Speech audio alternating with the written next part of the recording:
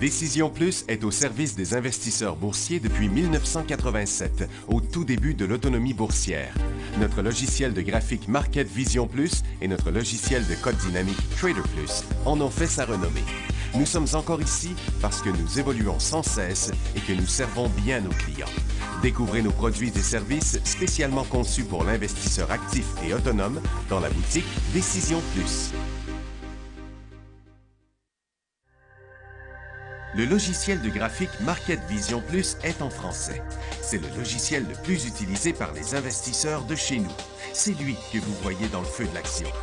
Trouvez, classer et analyser plus facilement avec cet outil sans pareil pour suivre la bourse et prendre les meilleures décisions. Gardez vos titres à l'œil avec Market Vision Plus. Consultez la boutique Décision Plus pour en faire l'essai pendant 10 jours sans aucun frais, c'est garanti. Laissez-nous vous guider pour analyser la bourse et prendre vos décisions.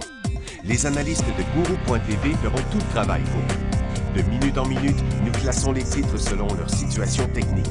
Nous révélons les signaux d'achat et de vente. Nous publions des recherches poussées et nous prodiguons des conseils en temps réel. Ça commence avant l'ouverture et ça se poursuit jusqu'à la fermeture des bourses. Profitez de chaque cycle boursier avec Guru.tv. Trader Plus, l'instrument du day trader. 50 codes qui clignotent en même temps. Autant de listes que vous voulez. Graphiques à la seconde. De 3 à 30 graphiques. Des alarmes à volonté. Des listes de codes préparées. Des modèles graphiques préparés. Prêts à faire feu. Achetez, vendez avec Trader Plus.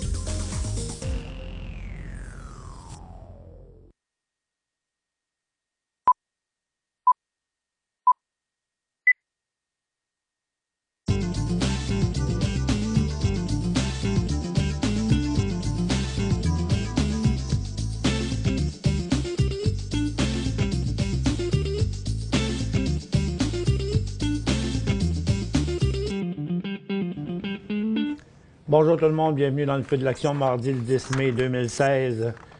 Ouais, les marchés sont quand même pas mal en hausse sans grosse raison apparente. Ça a quand même progressé tout le long de l'avant-midi. Ça a décollé lentement, mais un petit step à la fois. On a eu pas mal de mouvements finalement. On va faire le tour de tout ça. Le dollar américain stabilisé, juste au point d'inversement de sa tendance. Les volumes ont diminué à mesure que ça montait. Mais la bourse du Japon est partie en hausse. Ce qu'on disait au Japon, c'est que il disait que le ministre des Finances a dit qu'il interviendrait si le yen poursuivait sa hausse, qui nuit à la reprise. Donc, ça a poussé le marché. La Chine, elle, est restée stable. Londres, pour l'instant, pas vraiment de changement. On a une cote semblable à celle d'hier. Et puis, pas décollé encore dans un cycle haussier. Donc, juste à l'international, juste le Japon. Par contre, le SPY est très fort. Ça a décollé tranquillement, mais ça a progressé avec une couple d'autres cycles. Là, on a atteint une espèce de plafonnement. Il me semble bien que ce serait pour la journée. Sur le Nasdaq, qu'on va regarder ici, Nasdaq a été ouvert sur une hausse. À plusieurs reprises, est arrivé à la même place et on a connu un autre cycle. Donc, tout ça a l'apparence d'un nouveau cycle haussier sans pour autant être très fort. Sur le Dow, c'est un peu mieux, mais encore une fois, après le haut de ce matin, ça force si ça a continué, là. Donc, c'est pas évident. Le SPY est encore aussi dans la même condition. Et puis, le SPTT, qui est parti de son support à sa résistance dans sa formation neutre, a eu plusieurs cycles et a atteint une espèce de plateau. C'est quand même 32 points sur Nasdaq, 163 sur le Dow et 178. Secteur par secteur, ce matin, au départ, c'était tous les secteurs, mais un petit peu. Puis là, bien, tous les secteurs ont progressé à peu près pareil. Il y a eu un paquet de résultats financiers. SodaStream qui a été super fort, parti de 11 cents de profit à 29 cents de profit. C'est 3 fois plus, avec 11 d'augmentation des ventes. Dean Food, lui, était en hausse sur 38 à 45, mais maintenant, il est en baisse. Allozim, il était en hausse de moins 22 à moins 16. Maintenant, il est en baisse. Ariad, lui, est resté fort. Quatrième journée de hausse de moins 27 cents qui sont partis à moins 23. Croc, 6 cents à 7 cents. Ça a décollé lentement, mais après ça, il a continué quand même pas mal pour revenir directement à sa résistance avec une scène de plus. InventSense de 1 cent à 2 cents. Puis lui, il est en forte chute avec, après avoir passé de 1 à 2 cents. Ils sont difficiles à comprendre des fois, les résultats financiers. Opco Health, parti de moins 3 cents à moins 2 cents. Bizarre dans les chiffres, par exemple. 866 d'augmentation des revenus. Puis là, maintenant, il est en baisse. Plug Power est en décrochage en dessous d'un support important, de moins 6 cents à moins 5 cents, mais il parle d'une augmentation des revenus de 62 %. Oasis Petroleum, le titre est pratiquement en nouveau cycle haussier. Disons que ça pourrait se confirmer dans les 9,35 $. Ils attendaient moins 17, pourtant ils ont eu moins 18. C'est parce que le pétrole est en hausse. Vivint Solar, moins 59 à moins 65, petite chute normalement. Lumber Liquid, Solar City, moins 2,37 à moins 2,56. Le titre est tombé directement sur son support de l'année, sur un fort volume. Lumber Liquidator de moins 23 à moins 1,20 $. Le titre est en baisse. Fortuna Silver, 2 cents, 2 cents. Bouge pas. Son Up Data, 4 cents à 3 cents, 16 % d'augmentation des revenus. Donc, 4 cents à 3 cents, 1 cent de moins. Mais tous des bizarres de résultats financiers. Bon, Grupo Ferrer a fait l'acquisition d'Alexa Pharma à 90 cents. Le titre est à 90 cents. Epirus Biopharmaceutical, lui, il en mange toute une baisse de 55 %. Il réorganise ses produits, suspendant le développement de son produit principal pour se concentrer sur le développement de biosimilaires pour le traitement des maladies rares. Ça n'a pas fait plaisir aux investisseurs, ça. Newlink Genetics annonce que son immunothérapie expérimentale pour le cancer du pancréas n'a pas atteint son critère d'évaluation principal. Le titre est en solide décrochage. Puis Allergan annonce un plan de rachat d'actions. Le titre remonte, mais n'a pas inversé sa tendance. Bon, il y a deux banques, RBC et CIBC, qui vont permettre à leurs clients d'utiliser Apple Pay. Les deux titres sont en décollage.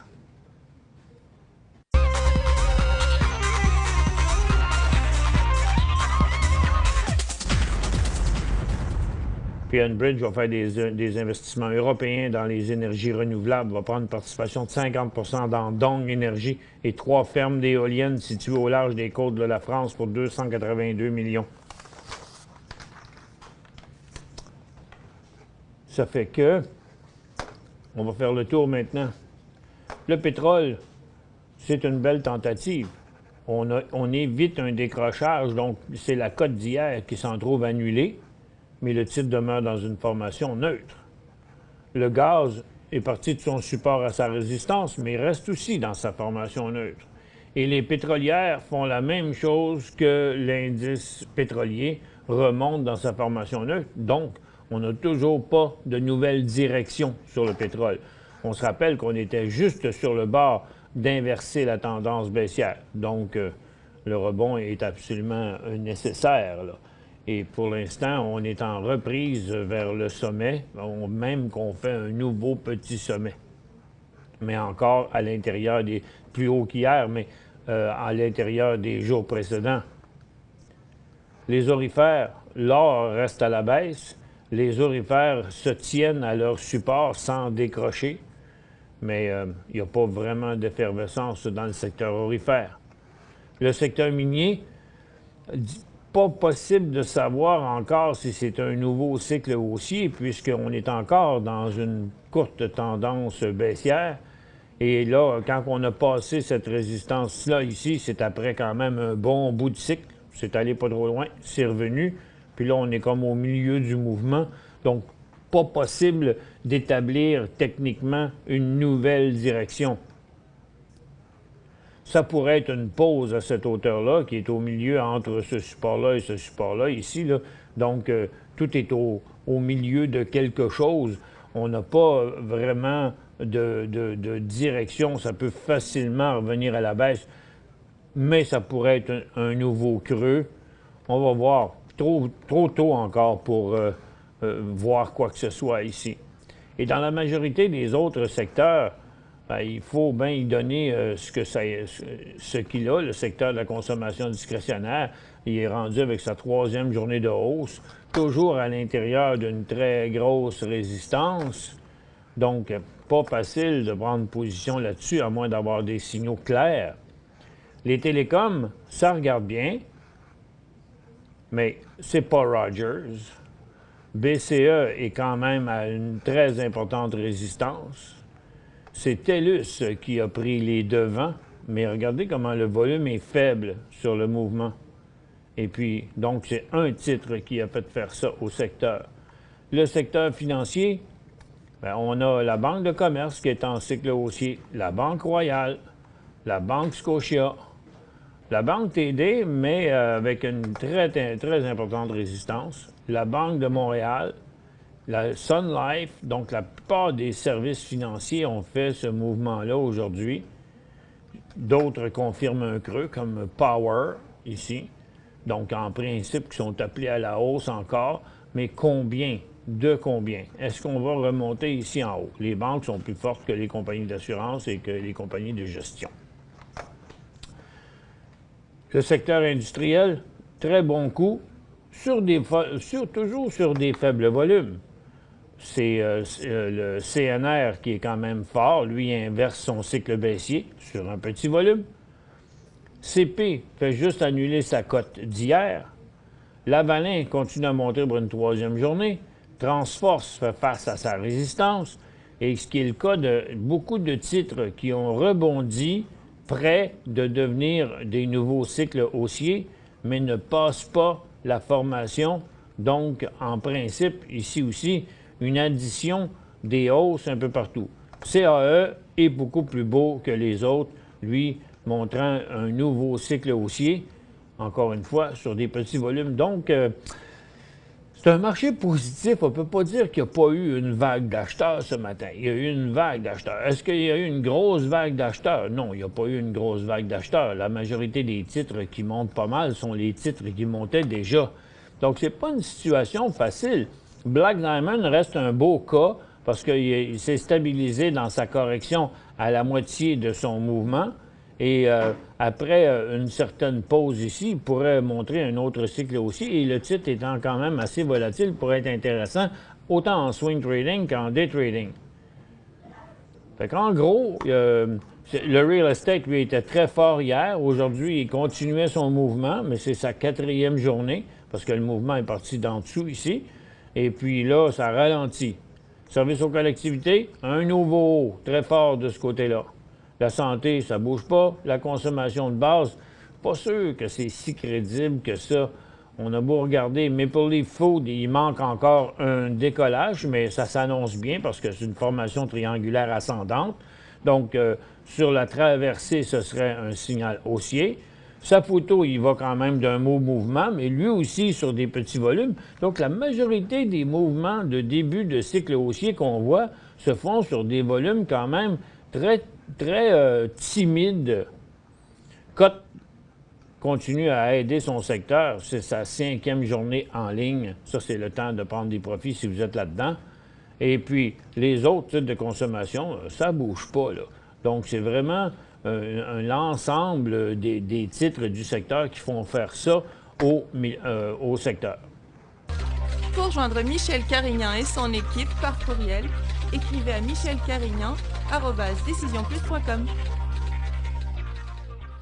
5 bonnes raisons de gérer vos investissements avec Banque Nationale Courtage Direct. Des frais de commission fixes à 9,95 en tout temps pour tous les clients et à partir de seulement 6,95 si vous êtes un investisseur actif. Aucun frais d'administration annuel si vous détenez plus de 20 000 $ dans vos comptes. La possibilité d'ouvrir des comptes enregistrés en devise américaine. Des outils performants afin de faciliter vos prises de décision. Un service à la clientèle primé et un niveau de satisfaction parmi les plus élevés de l'industrie. Pour en savoir plus, visitez le bncd.ca ou appelez-nous dès maintenant. Décision Plus est au service des investisseurs boursiers depuis 1987, au tout début de l'autonomie boursière. Notre logiciel de graphique Market Vision Plus et notre logiciel de code dynamique Trader Plus en ont fait sa renommée. Nous sommes encore ici parce que nous évoluons sans cesse et que nous servons bien nos clients. Découvrez nos produits et services spécialement conçus pour l'investisseur actif et autonome dans la boutique Décision Plus.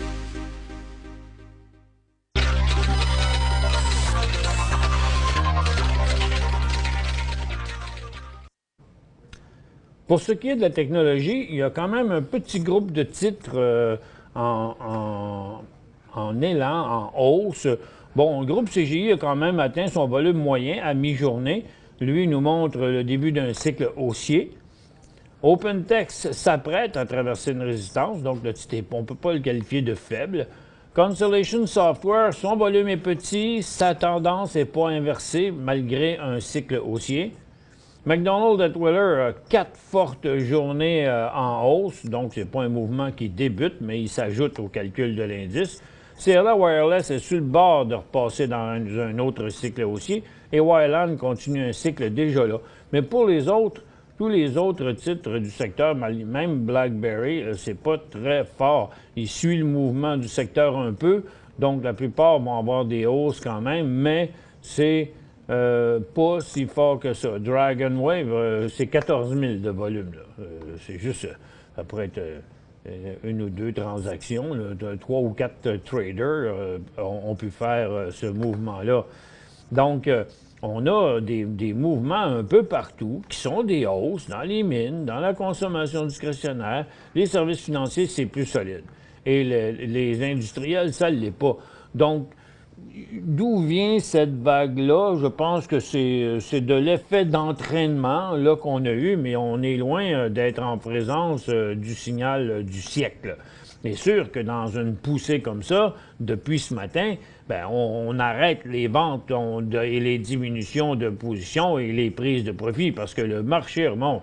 Donc, on est maintenant, il n'y a plus de support brisé autre que celui des aurifères là, qui est menaçant un peu et celui des mines.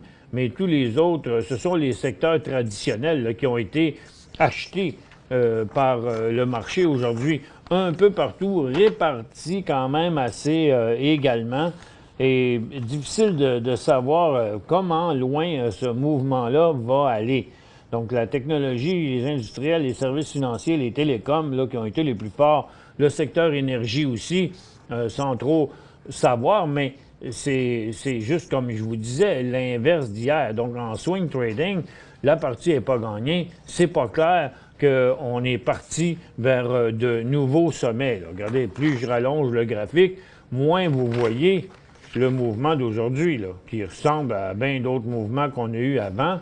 Et on a quand même une importante résistance ici et il serait prématuré d'augmenter nos positions avant que ça traverse, là, sur ce mouvement-là. Et puis, donc, et sur les mines, comme ça a été inversé, je ne pense pas qu'on peut capitaliser sur cette petite hausse-là qu'on a ici ce matin avec un volume où on n'a même pas atteint dans la première moitié de la journée, là où ça se transige le plus. Normalement, on n'a même pas atteint la moitié du volume d'hier. On y va avec quelques questions. GEVO sur Nasdaq, GEVO. Un mouvement qui s'est estompé maintenant après avoir fait 2 jours de cycle haussier. Peut-être qu'on va le voir mieux ici, sur une dizaine de jours. Donc, un mouvement quand même assez bien défini. Là, on a un support ici. Là. En bas de 32 cents, ce serait un signal de vente, mais avant d'avoir le prochain signal d'achat, ce serait comme 38 cents au moins. Donc, vous demandiez si c'était un élan. Ça en était un, je suppose, quand là ou là, je ne sais pas de quand datent les questions, une journée ou... Hier? OK, date d'hier, donc vous voulez savoir si c'était un élan là, ça en était un, mais pour l'instant, il a viré de bord. La tendance est toujours quand même haussière, mais ça, en bas de 32, ça n'en est pas, et là, maintenant qu'à 38, ce serait un élan intéressant. Est-ce un achat HGD? Bien, HGD, vous le savez, c'est si l'or descend, si les orifères descendent. Donc, comme je l'ai dit déjà hier, mais HGD va être un achat si TTGD tombe en dessous de 210. Encore là, est-ce que c'est prudent? Ce serait du très, très, très court terme, parce que là, ce serait un peu d'aller contre la tendance. Là, ici, est-ce qu'on inverserait la tendance? Moi, je dis qu'une tendance, c'est vraiment inversé lorsqu'on traverse le support précédent, et ce serait plus ici, là. Fait que donc, si vous achetez du HGD,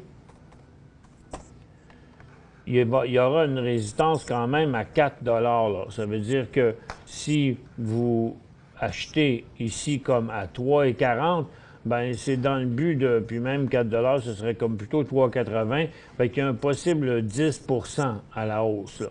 Mais en swing trading, il y a encore des croûtes à manger. CJR.B, c'est Chorus, ça? CJR.B. Chorus Entertainment.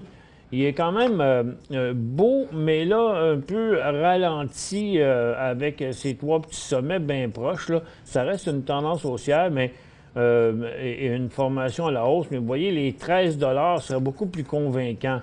Donc là, il est 12,69. Moi, je dirais que ce serait un achat s'il passait la barre des 13 Acheter KAS. Calcos Exploration. Bon, cette cote-là, elle n'est pas vraiment... Elle a existé, mais regardez, le titre est monté le matin et est redescendu là. On devrait le voir d'ailleurs dans un graphique intra-séance. Vous voyez, ça a duré des secondes. Ça a duré 1 minute ou 2, là, ce mouvement-là.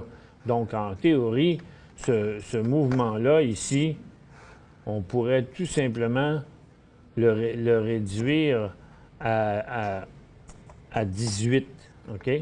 Genre, vous voyez ce que ça donnerait? En y enlevant son grand coup, là, bien, sa vraie formation serait ici. Donc, prochain signal d'achat, 18-19.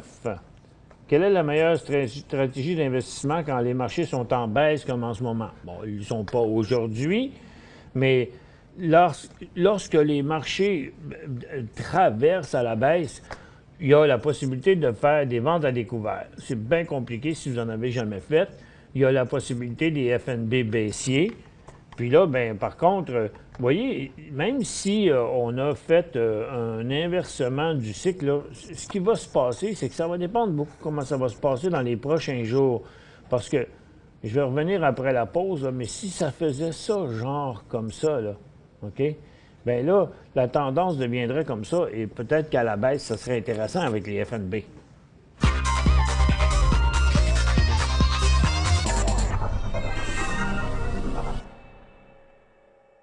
Cinq bonnes raisons de gérer vos investissements avec Banque Nationale Courtage Direct. Des frais de commission fixes à 9,95 en tout temps pour tous les clients et à partir de seulement 6,95 si vous êtes un investisseur actif. Aucun frais d'administration annuel si vous détenez plus de 20 000 $ dans vos comptes. la possibilité d'ouvrir des comptes enregistrés en devise américaine, des outils performants afin de faciliter vos prises de décision, un service à la clientèle primé et un niveau de satisfaction parmi les plus élevés de l'industrie. Pour en savoir plus, visitez le bncd.ca ou appelez-nous dès maintenant. Laissez-nous vous guider pour analyser la bourse et prendre vos décisions. Les analystes de Guru.tv feront tout le travail pour vous. De minute en minute, nous classons les titres selon leur situation technique. Nous révélons les signaux d'achat et de vente. Nous publions des recherches poussées et nous prodiguons des conseils en temps réel. Ça commence avant l'ouverture et ça se poursuit jusqu'à la fermeture des bourses. Profitez de chaque cycle boursier avec Guru.tv.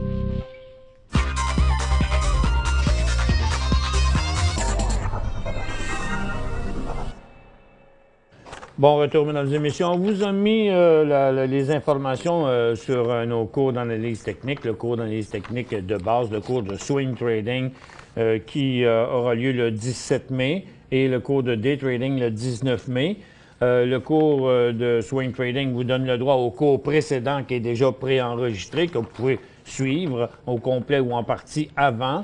Et puis ça vous fera plus de questions à poser pendant le cours. Ça vous donne le droit au cours d'une journée complète.